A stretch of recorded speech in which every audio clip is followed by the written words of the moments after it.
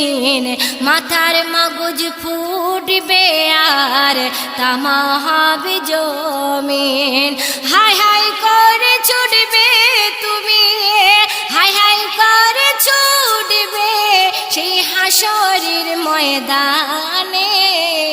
আর নাফসি নাফসি করতে হবে পাগলের ন্যায়।